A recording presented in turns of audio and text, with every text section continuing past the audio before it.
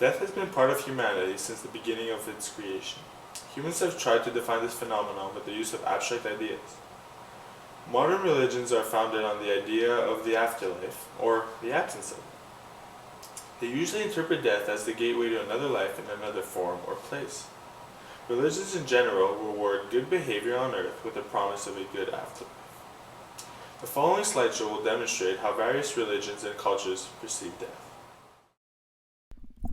The vast majority of Christians believe in the afterlife. The afterlife consists of heaven and hell, in which heaven is a place where believers sit alongside God in an environment free from suffering and sin, and hell a place where unbelievers and sinners are punished, though the duration and form of this punishment differs between denominations.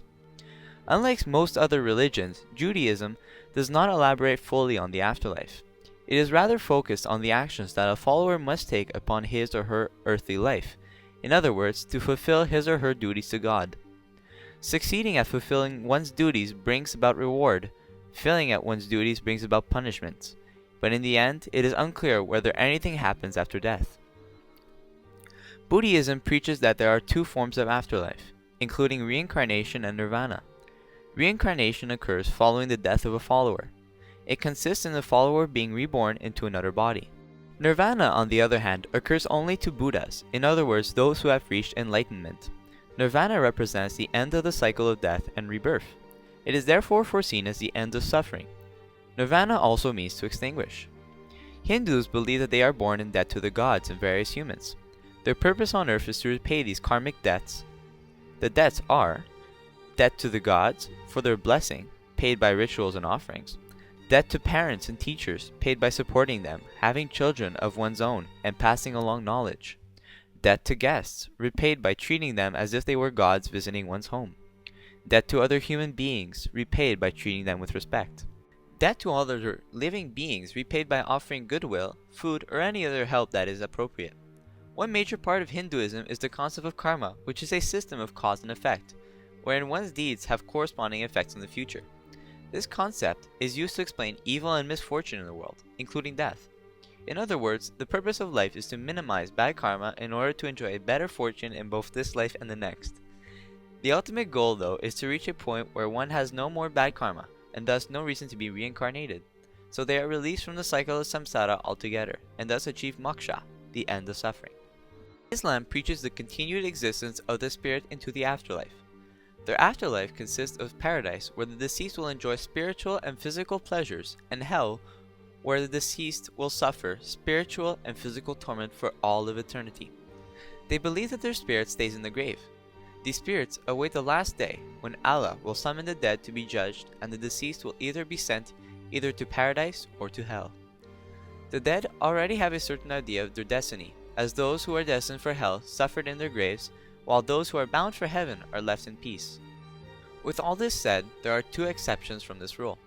The Quran specifies, warriors who die fighting in the cause of God are ushered immediately to God's presence, and enemies of Islam are sentenced immediately to hell upon death. The Egyptians are believed to be the first civilization to believe in life after death. It was usually the pharaohs that were allowed to enter the divine realm and the afterlife, since they did not have to face judgment. Egyptians believed they had to follow a journey in order to enter the afterlife. It all started off on the boat of Ra, which led to 7 gates. At each gate, the deceased had to recite names and formulas from the Book of the Dead. At the last gate, the heart of the deceased was put onto a scale where it was weighed against a feather.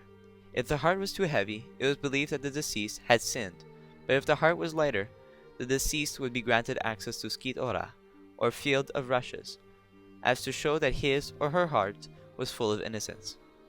Once at Skit Ora, the deceased would regain possession of the items left for them in their crypt.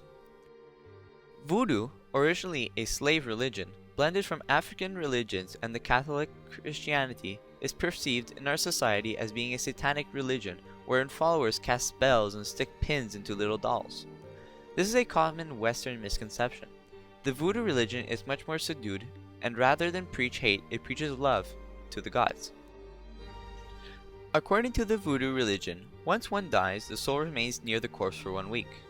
During this 7-day period, the soul is vulnerable to being taken away by a sorcerer and transformed into a zombie. Afterwards, the priest removes it from the body so that it can remain in the dark waters for a year and a day. After this waiting period, relatives of the deceased resurrect the soul from the dark water and then put it into the gavi, also known as a spirit. They are taken care of, fed, and clothed. After this, they are set free to walk among the rocks and trees until rebirth. As you can see, death bears no definitive meaning.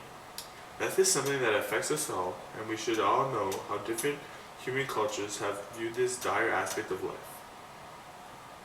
I believe that after so many years of scientific advancements, religion has always proved to be a big mystery. We have no conclusive evidence to prove one religion being more truthful than another. We want the class to leave with the idea that death bears no concrete definition as proved by different religions and their beliefs. Thank you. That's good.